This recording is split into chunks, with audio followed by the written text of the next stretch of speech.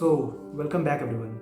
Myself Praveen Shukla, and as you all know, I am practicing in Sri Balaji Action Medical Institute, which is in New Delhi.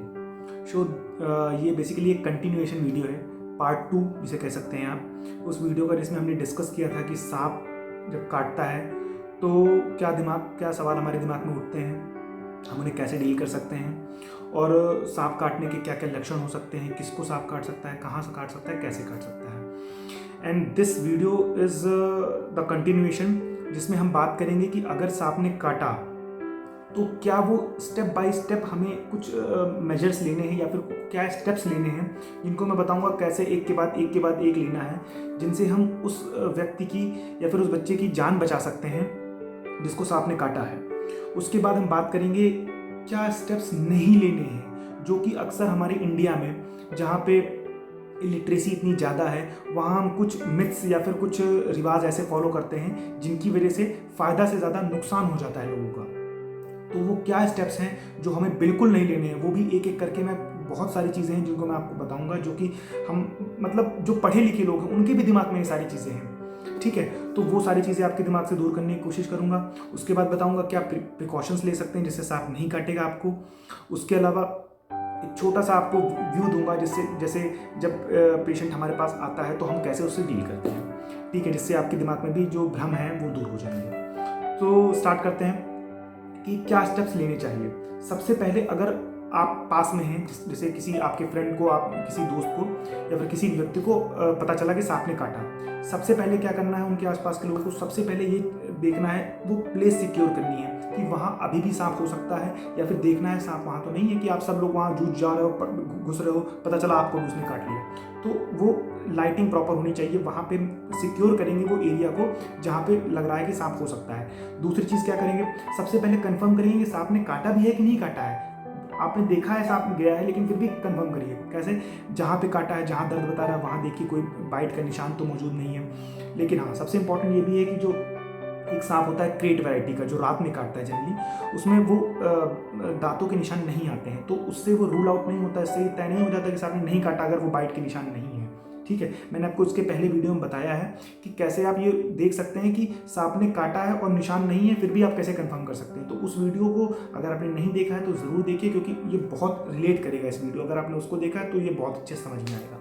ठीक है, तो पहले तो आपने ये check कर लिया कि सांप ने काटा है। अगर आपको दिख रहा है कि खून बह रहा है, वहाँ पे दांत के निशान मौजूद हैं जो मैंने पहले बताए थे आपको, वो सब देख लीजिए कि सांप ने काटा है। दूसरी चीज़, अगर सांप ने काट लिया है तो उसके बाद क्या करना है। सबसे पहला स्टेप ये नहीं कि भागने लगना है, अब घबराना है। सबसे पहले अपने आप को शांत करना है और जिसको काटा है उसको समझाना है, उसको रीअश्योर करना है कि उसको कुछ फैक्ट्स बताने हैं दिमाग में, और उसको समझाना है कि देखिए 70% सांप जो होते हैं वो जहरीले नहीं होते हैं, सिर्फ 30% जो होते हैं वो ही जहरीले होते हैं। ठीक है, दूसरी चीज समझाना है कि अगर जहरीला भी होगा उस 30% में भी लगभग 10 से 85 या फिर 90% सांप वो होते हैं जो काटने के बाद जहर उनका नहीं शरीर में जाता है, मतलब ड्राई बाइट होती है। इसका मतलब काटा लेकिन जहर नहीं फैलाया।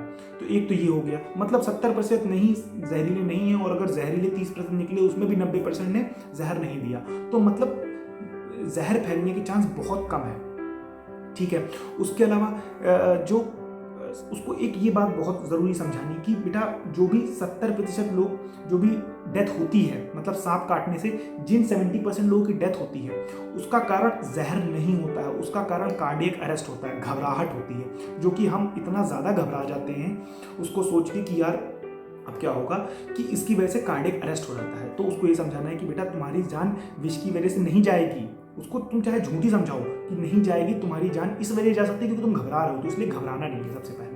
उसके बाद क्या करना है, उसके बाद सबसे पहले उस पैर को, जहाँ पे पैर हाथ जहाँ पे भी काटा उसको बिल्कुल इमोबिलाइज कर देना है, मतलब उसमें मूवमेंट नहीं होने देना है। कैसे श्योर करेंगे कि मूवमेंट नहीं होगा, उसमें एक लकड़ी की पट्टी ले लीजिए, लकड़ी ले लीजिए, उसको हाथ में रख दीजिए, उसके चारों तरफ कपड़ा बांध दीजिए ऐसे ऐसे हाथ में, जैसे प्लास्टर, किसी को कोई हाथ टूट जाता है तो नहीं, हम प्लास्टर नहीं होता तो क्या करते हैं, लकड़ी लगा के पूरे में दुपट्टे से बांध दिया, साड़ी से बांध दिया, ताकि वो हाथ बिल्कुल स्ट्रेट रहे या फिर बिल्कुल पैर स्ट्रेट रहे, ताकि उसका खून का दौरान बढ़े ना। मूवमेंट से क्या होता है, खून का दौरान बढ़ता है तो विष फैलने के चांसेस ज़्यादा होते हैं। दूसरी चीज़, पोजीशन।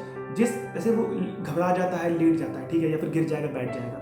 ऐसे केसेस में क्या होता है कि जब हमारा जो विष है या फिर जहर कह सकते हैं, अगर वो फैलना स्टार्ट करता है तो ब्रेन को इन्वॉल्व करता है। ब्रेन में क्या होता है, उल्टियाँ स्टार्ट हो जाती हैं, उल्टियाँ हो सकती हैं, मुंह से झाग आ सकता है। और ऐसे केसेस में जब भी बेहोश हो जाता है पेशेंट, तो उस केस में क्या होता है कि हमारी जो उल्टी होती है या फिर हमारा जो फ्लूइड मुंह से आ रहा है, ये हमारे लंग्स में, मतलब हमारे फेफड़े में जा सकता है, और ये एक और बड़ा कारण बन सकता है जिसकी वजह से डेथ होती है।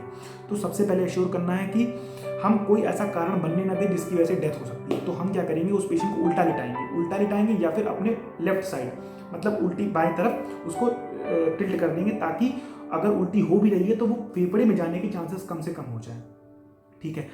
नेक्स्ट स्टेप क्या लेंगे, हम उसको कुछ भी मुंह से नहीं देंगे, मतलब इवन पानी तक नहीं देंगे। वो पानी मांगता रहेगा, उसे हम पानी नहीं देंगे। क्यों? क्योंकि वही कारण है, पानी पिएगा वो वापस बाहर आ सकता है और वो फेफड़े में जा सकता है। तो पानी नहीं देना है, उस समय समझदारी से काम लेना है, इमोशनल नहीं होना है।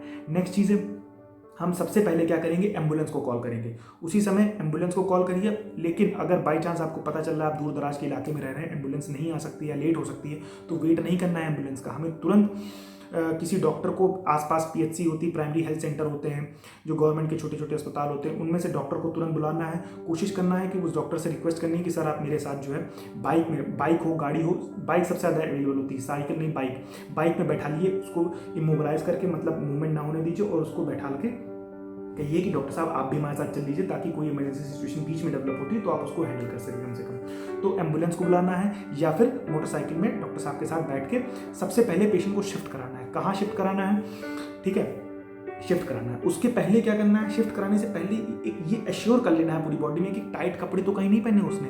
कहीं हो सकता है पैंट बहुत ज़्यादा टाइट पहना हो। अक्सर गांव में आजकल एक फैशन चला है कि नीचे से पैंट बिल्कुल टाइट होगी, ताकि बिल्कुल स्टाइलिश लुक आएगा। वो हर जगह है वैसे तो कोशिश करना है कि वो टाइट कपड़े फाड़ देने हैं, ताकि जो ब्लड सप्लाई है वो रुके ना, आगे फंसे ना। जैसे मान लीजिए कि अगर हाथ में काटा है तो रिंग पहना है, रिंग उतार दीजिए, या फिर कड़ा पहना है, कड़ा उतार दीजिए। कोई भी टाइट चीज़ें शरीर से हट।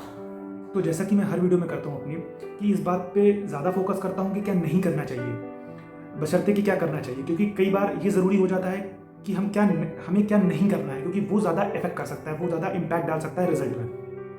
तो इस केस में हमें क्या सबसे पहले नहीं करना चाहिए, सबसे पहला पॉइंट, पेशेंट को उठ के भागना नहीं है। मतलब ये नहीं कि पेशेंट को, मतलब मरीज को, जैसे सांप किसी ने काट लिया, सांप को काट लिया, तो वो पेशेंट उठ के भाग रहा है, उठ के खुद जा रहा है, या फिर वो भागने लगा डर की वजह से, या फिर वो खुद बाइक चला के जा रहा है। इससे हमें रोकना है पेशेंट को कि वो ना जाए। क्यों? क्योंकि उससे क्या होगा, खून का दौरान बढ़ेगा और जो जहर है वो जल्दी फैल सकता है। दूसरा पॉइंट सबसे इंपॉर्टेंट, गाँव में या फिर शहरों में हर जगह ऐसा होता है कि हम कोशिश करते हैं कि हमारे ये दिमाग में होता है, और मेरे कई दोस्तों को जिनसे मैंने डिस्कस किया, उनको ये लगता है कि अगर हम सांप को मार के ले आएंगे या फिर सांप को मार देंगे, गाँव में अक्सर ज़्यादा होता है कि अगर सांप को मार देंगे जहर उतर जाएगा, या फिर सांप को मार के अस्पताल ले चलना है, वहाँ से वो एक स्पेशल दवा पता चल जाएगी जिसकी वजह से वो बच जाएगा। ऐसा कुछ नहीं है। अगर हमें सांप पता चल जाता है तो वो वेल एंड गुड, बहुत अच्छी चीज़ है। लेकिन अगर वो नहीं भी पता चलता है, ठीक है, तो भी इलाज में ज़्यादा कोई बड़ा अंतर नहीं आता है। हम इलाज अपने हिसाब से करते हैं, पेशेंट को देख के करते हैं, ठीक है।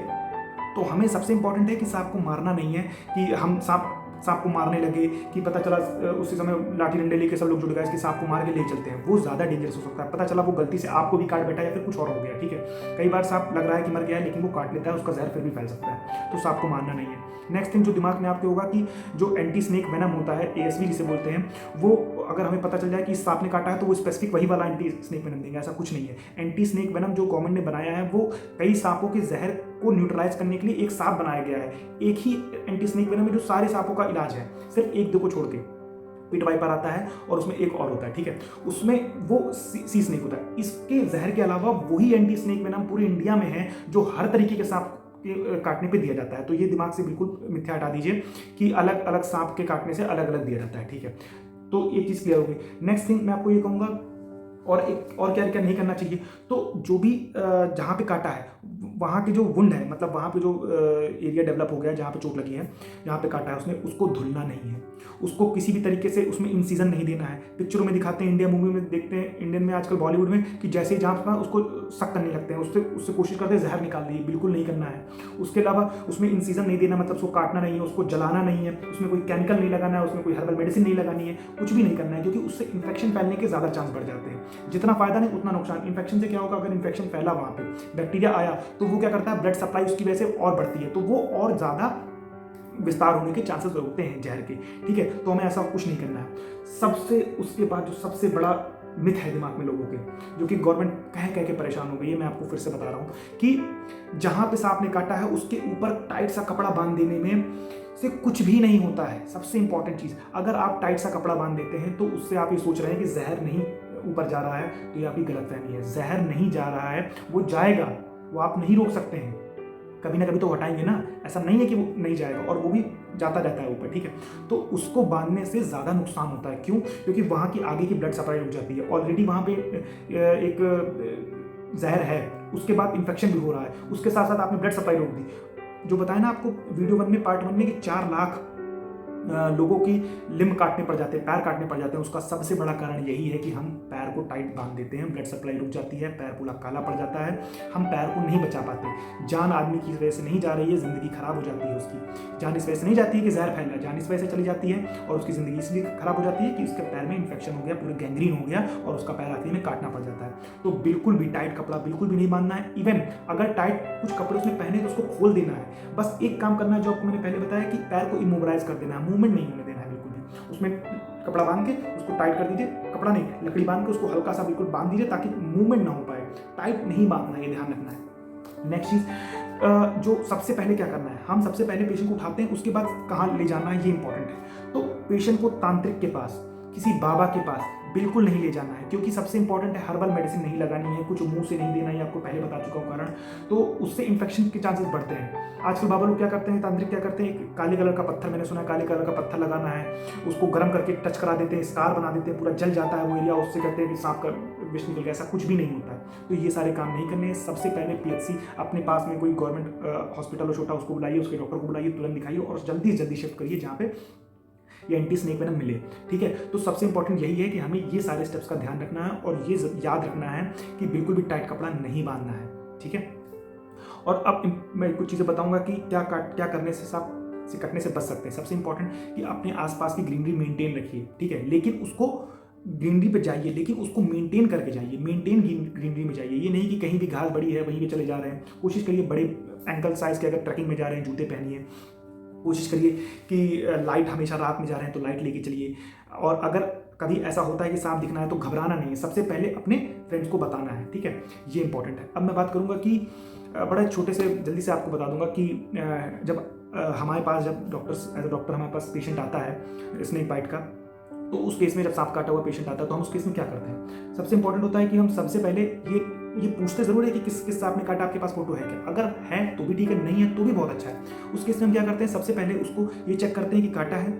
उसके बाद वीडियो 1 में, पार्ट 1 में बताया था कि क्या क्या लक्षण आ सकते हैं, किस तरीके के लक्षण आ सकते हैं, और जिस कैटेगरी के लक्षण आ रहे हैं, मानसिक आ रहे हैं, जो ब्लड वेसल्स रिलेटेड है वो आ रहे हैं, कि मांसपेशियों से वो आ रहे हैं, तो उस केस में उसके हिसाब से हम ट्रीटमेंट शुरू करते हैं। लेकिन सबसे पहले क्या करते हैं, एंटी स्नेक वेनम देते हैं। एंटी स्नेक वेनम 10 से लेकर 30 वायल तक हम NS में डाल के, बोतल में डाल के डाल सकते हैं, और पहले आधे घंटे में 10 वाइल चढ़ाते हैं, और उसके बाद जैसे जैसे सिम्टम्स आ रहे हैं वैसे चढ़ाते हैं। उसके बाद अगर मस्तिष्क के सिम्टम है तो उसको सिम्टोमेटिक इलाज करते हैं, उसके सिम्टम्स के हिसाब से, जैसे लक्षण दिख रहे हैं उसके हिसाब से। अगर उसकी सांस नहीं आ रही तो हम कई बार, हमें ज़रूरत पड़ जाती है इंट्यूबेट करने की। जो वेंटिलेटर आप लोग सुनते होंगे, उसको इंट्यूबेट करना पड़ जाता है, पेशेंट को बाहर से सांस देनी पड़ जाती है, ताकि वो जो सांस नहीं ले पा रहा है कुछ समय तक, उसको सपोर्ट प्रोवाइड कर सके। अगर पूरे में ब्लड बह रहा है तो क्या करेंगे, हम कई बार उसको ब्लड देना पड़ जाता है। अगर मांसपेशियों में है तो फ्लूइड देना पड़ जाता है। कई ऐसे तरीके हैं, लेकिन मेजर ये है कि एंटी स्नेक वेनम देते हैं और सपोर्टिव एयर प्रोवाइड करते हैं। लेकिन मैं आप लोगों से रिक्वेस्ट करूंगा कि बाबा तांत्रिक के पास जाने से पहले, जिनसे समय बर्बाद होता है, आप सीधे डॉक्टर्स के पास आएँ, क्योंकि हमारे पास बहुत ही कम टाइम होता है जिसमें हम पेशेंट को मैनेज कर सकते हैं। मैंने रिसेंटली बहुत सारे केस देखे जिसमें अगर हमारे पास थोड़ा टाइम पहले होता तो हम शायद पेशेंट्स को बचा सकते हैं। Thank you so much.